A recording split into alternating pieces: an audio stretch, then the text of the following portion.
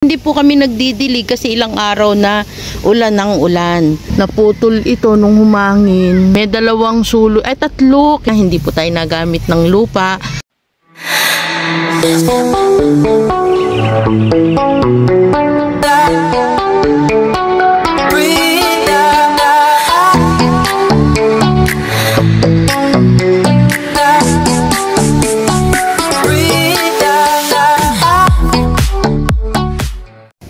Hello guys, magandang buhay. Ayan, nandito po tayo ngayon sa ating garden. Siyempre, ipapasyal ko uli kayo. Pero ipapakita ko po sa inyo yung mga binibili ko na hindi naman okay na pinagaganda natin. Yan, hindi po lahat ng halaman dito ay nabili ko ng okay. Bumibili po tayo ng uprooted para tayo na po yung magbubuhay. Siyempre, challenge po ito sa atin. Pero bago po ang lahat, maraming salamat po sa bumalik muli sa panunood sa ating vlog. Nako, hindi nyo po alam ang aking kasiyahan. Marami po ang nanood. Kaya itutuloy-tuloy ko na po ito ang pagbablog natin. Shout out po sa ating mga viewers, sa ating mga subscribers. Ayan, tayo po ay magmi-mix vlog. Kaya huwag po kayong magulat kung may lote tayong binebenta o baka nga may mga bags pa o baka may pasyal. Basta sama lang po kayo. Habang malakas ang ating tuhod, go lang po tayo ng go. Unahin ko nga itong si Borsi. Yan, bagong dahon na po yan ni Borsi. Sabi ko nga sa inyo, pinagaganda natin ang mga halaman natin. Nilalagyan natin ng pole at may moss pa. Ayan po ay Tycons. Yan, budget lang naman yan. At eto, meron din tayo ditong tiger. Yan, ang ganda po nitong Borsi pa din po ito. Nahilig tayo sa Borsi. At saka sa Aurea, meron po tayo ditong Borsi Aurea.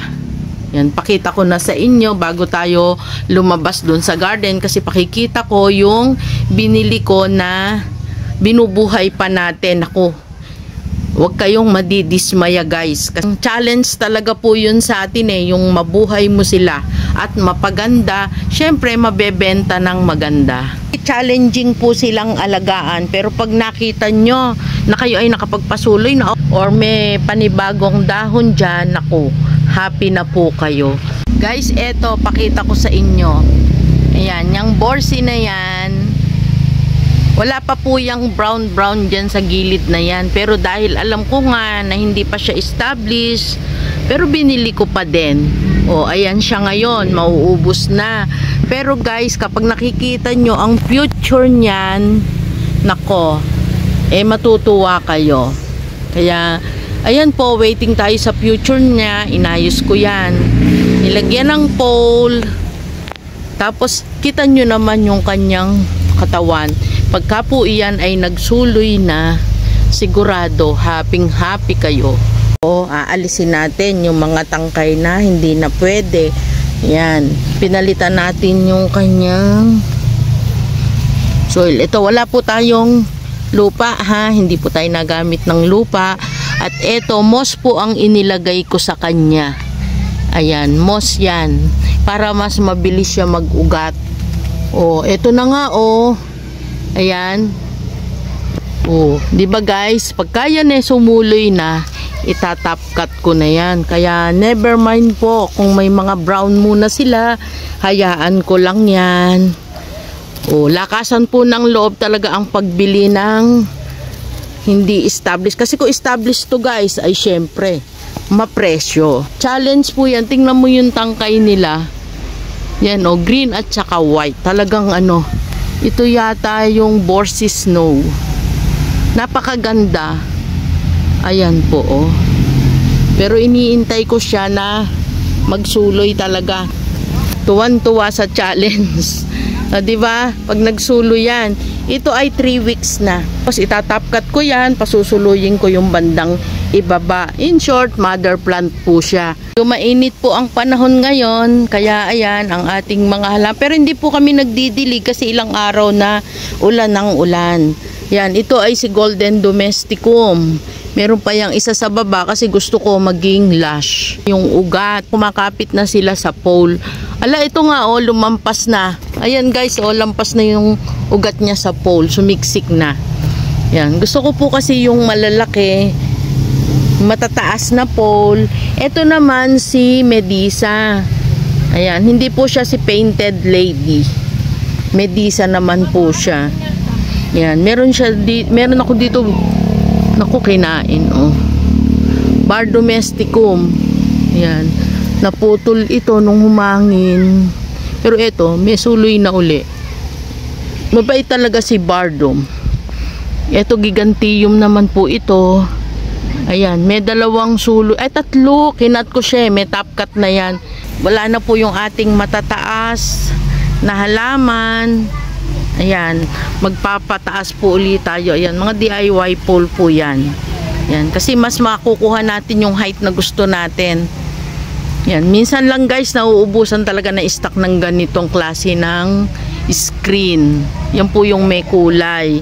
Itong mga epi na to, yan, pakakapalin po natin yan, itatapkat natin yan, and then para magsuloy sila mas kakapal. Hindi po kasi sila kakapal kung hahayaan lang natin sila na single stem. O diba? Guys, alam nyo ba, may puhunan talaga din sa paghahalaman. Yan, una, yung hilig nyo. Diba? Kailangan mahilig kayo maghalaman para magagawa ninyo kung paano sila alagaan. Yan, mase-search nyo, mate-testing or experiment kung paano sila pagandahin. Ayan, ito si Epi Albo. Siyempre ito si Neon. Yan, Epi Neon. Diba guys, ang ganda. Lalo itong mga green na yan. Yan, sana dumami yan. Oh, yan, nilagyan din natin yan ng malaking pole. Oh, hindi lang po pera talaga ang puhunan sa pagga-garden. Kailangan mahilig ka rin. Siyempre, kung kayo ay may garden, makakabenta, given na po yun. Ang importante, maganda yung mga halaman natin. At pinagaganda talaga natin yan. Yan, mas naiinitan ito, mas gaganda. Lalabas yung kanilang mga kulay. Ito, oh, tumataas na siya. Ayan, oh, kasi naiinitan siya. Ayan yung kulay niya. Ang presyo, syempre, depende po sa taas. Kasi hindi po natin masabi. Pag binanggit ko ngayon, pag pinuntahan nyo dito, sobrang last na pala nila. Iba na po yung presyo nun. Pero ito ganda rin kasi ni pencil cactus. Dark green na siya kapag kayong matured na. Pero pag mga bago, akala mo sila variegated. Yung isa, ayan, lalo, ayan, mint po yan. Kaya ganyan yung kulay niya. Dati maliit lang yung dahon nito nung binili ko. Tapos ngayon, eto na, malago na siya, nalalaglag kasi hinahangin. Kailangan na po nating itali. Yan, maganda yung ano na to. Tapos nilakihan ko na yung pole guys para mas lalaki yung dahon. Mas maganda kapag malalaki na po yung dahon niya. Ayan, at lalo kapag makapal na sila. Pero syempre, mas maganda pa rin yung tayo ay merong black para mas makita yung kulay nila. Maganda talaga yung ano eh. O ayan guys, o itinabi natin yung black. Mas nakita nyo yung ganda nitong neon photo. Ay, epi. Ayan. Mga baby pa kasi yan, kaya ganyan po yung dahon. Pero ayan nga. O, diba? Mas maganda sila. Pero meron dito nakasiksik na borsi. Pag pupunta po kayo dito, makikita nyo yung borsi kung saan-saan ko na lang na ilalagay. Kasi nga po, pag nagpropa, kailangan ang pwesto nila hindi maiinitan. O eto, epi din yan. Yun. Nagpo-propa din po tayo. Kaya lang, syempre, mas maganda yung malalaki. Patataasin natin.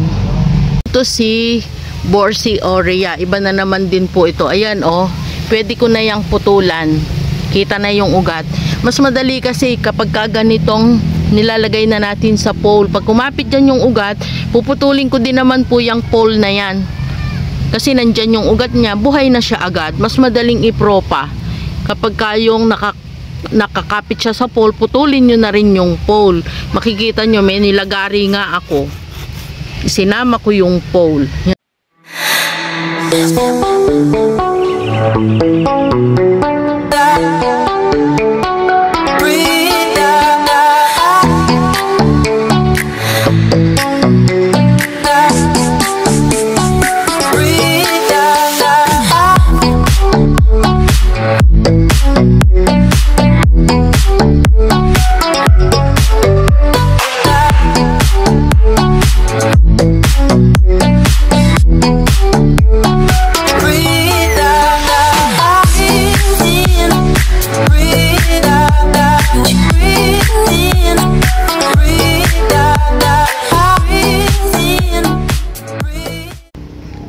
ko nang naka-pole. Yan. Kasi dito dati puro makakapal yung nandito. Ngayon, mabababa po. Hintayin natin silang tumaas. Isama ko nga itong in-upload ko sa Reels. Ayan, binidyo ko yan. In-upload ko siya sa Reels ko. Ayan, may mga naka-spot. Ito po ay red sun. Ayan. Ito po ay 900 kasi hindi pa siya yung nakalagay sa malaking paso. Si cherry red, ayan ay 750. Nag-iisa yan si cherry red. At eto, meron tayo ditong 10K. Ayan, yan po ay 300. O guys, eto, si orange marmalade. Parang hindi ko pa siya gustong ibenta kasi gusto ko siyang palakihin. Ito na yung mga ugat niya, oh. Mas maganda siya kung hanggang ibaba na. Ayan, ang ugat. Mas maganda siya kung maililipat po sa bilog na paso. At yung init, ayan, yung init na yan, kung napapansin nyo, gustong-gusto nila yan. O, diba? Ayan nga, sabi ko, si Golden Ceratum. Ito, bagong ano po yan, bubuhayin talaga uli. Pero may ugat na po yan. Yan, nilagyan ko din yan ng moss para mas madali silang mag-ugat kapag may moss. Ang taba ng puno, diba guys? O ayan, may moss yan. Spoiled yan eh. Kaya moss po yung nilagay ko. Saka talaga namang napakaganda kapag giant. Yan, di pa siya masyadong established.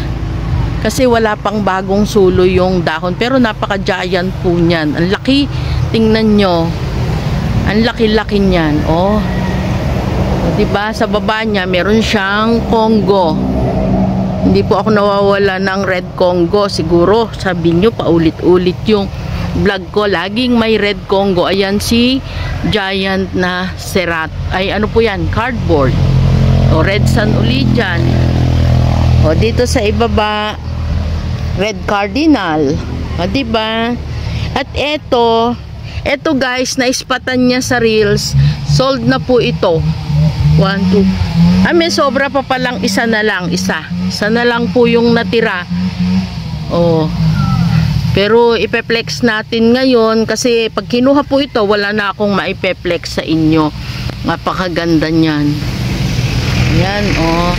Laging napapansin dito, red sun, prince of orange, ayan, si golden ceratum, giant golden melinoni, red stock yan. Ito si city money, iba po yung pangalan nito. Yan, iba rin yung dahon niya. Tapos dikit-dikit mga tangkay. Yan, 'di ba ganda? Oh, marami akong red Congo. Love na love ko talaga 'yan, mga red Congo na 'yan. May nag-PM po sa akin, ito tinatanong ito, napakalaki na niya. Compact po ito na round leaf. Ayan, golden melinoni round leaf. Ito po ay dating 3.5 pero i-out natin yan ng 3K. May golden ceratum po tayo dito. Hindi tayo nawawalan ng golden ceratum. Yan, tingnan nyo dito. Yan ang makikita ninyo sa mga halaman na available dito. Yan. Lahat pong yan. Naku, gandang-ganda po ako dyan. Yan, tingnan nyo naman yung mga ugat nila. Lusutan na sa ano. Umaawas na sa paso. Kaya kailangan po lagi nating iriripat pag kailangan na, wag nating tiisin. Talaga pong maraming trabaho sa garden. O, di ba? Pupuntahan natin yung ayan, o. Dito meron ding naka-pole. Kailangan nating mag-pole. Ito guys, o. O, pinwesto na yan dyan. Ang ganda kasi niyan dito. Si Marble Queen. Hindi po sila lalaki pag hindi nyo sila inilagay sa malaking paso. Pakikita ko yung mga nandoon. Maliliit kasi hindi pa naasikaso.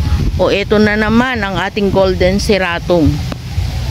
Sobrang love natin ang ating golden ceratum. Yung bulaklak, hindi na namin inaalis. Kasi nagagandahan si husband sa kanyang golden ceratum na may bulaklak. Pakita ko sa inyo tong ating 9K. Na aglaonema. Ito po may mga babies. Madali pong mag-babies ang ating mga aglaonema na 9K. Hindi po lahat ng aglaw ay madali silang mag-baby. Naman si Miss Thailand. Ito maganda din po ito. Oh, lalo at ano na siya, nag-mutate. Tingnan nyo yung kulay. Yan po si Miss Thailand. Yan, masipag siya mag-baby. Meron kasing hindi masipag mag-baby na mga aglaonema. Ito masipag din, local po ito eh. Lagi ko yang sinasama sa vlog. Pero syempre, ito, yan. Ito oh, yan, si Red Congo, patted na. Di-display nyo na lang. Iuwi ko to sa bahay ko. Yan. At ito guys yung giant. Wala kasi kaming malaking space. Yan. Ito yung giant na Red Congo. Tingnan nyo yung dahon nila. Parang may mga piping yan sa gilid. Kung mapapansin nyo po, parang may pink. Yan. Mataas po yan. Pero pag ibinaba natin, ako guys, ang laki-laki niyan. Ayan. Parang hindi siya malaki. Pero iyan po ay malaking malaki kapag ibinaba na natin. Yan. Sa ibaba niya, meron po tayong golden calkins. Para siya maging golden guys, kailangan paarawan. Yan yung ugat niya oh. Pwedeng-pwede na nga itong putulin. Pero mawawalan po kasi tayo ng malaki pagka pinropa natin. Ito naman si golden banana. Hindi ko to laging napapasama sa vlog kasi nandito po siya oh, hindi ko pa siya naire-repat.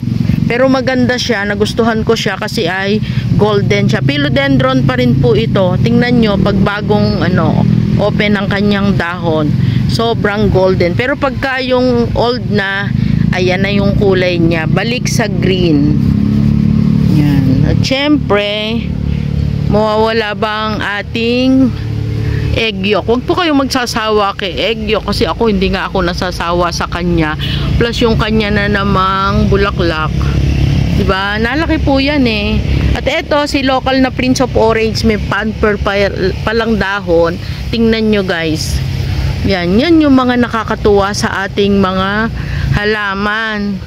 O, pamper siya, iba kulay ng dahon niya. Flex ko lang kasi sayang ang ganda nila. Gusto ko silang ipakita sa inyo. Lalo at magaganda. Makikintab ang mga dahon. Yan, di ba? Sarap ng hangin. Guys, ito po yung ating Snow White patted na yan. Ayan, nasa yayamanin pot. Pero hugasan naman po natin yan. Iyan po ay 280. Mga ilang pots na lang po yung available. Not sure kung mapanood ninyo ay may available pa. O ayan guys, hanggang sa muli. Huwag magsasawa. Abang-abang po kayo sa ating mga vlogs. Maraming salamat po. Enjoy nyo lang po ang mga halaman at enjoy nyo rin kung saan po kayo masaya. Huwag po kayong mahihiya na gawain kung ano yung gusto ninyo. Tayo po ay sa panahon ngayon, lalo sa mga kaedad natin, hindi na po tayo pabata. Kaya maraming salamat po. Hanggang sa susunod nating vlog. Don't forget to like and subscribe ang ating channel, Plantita Verde PH Mix Vlog. Ingat po tayong lahat. Bye!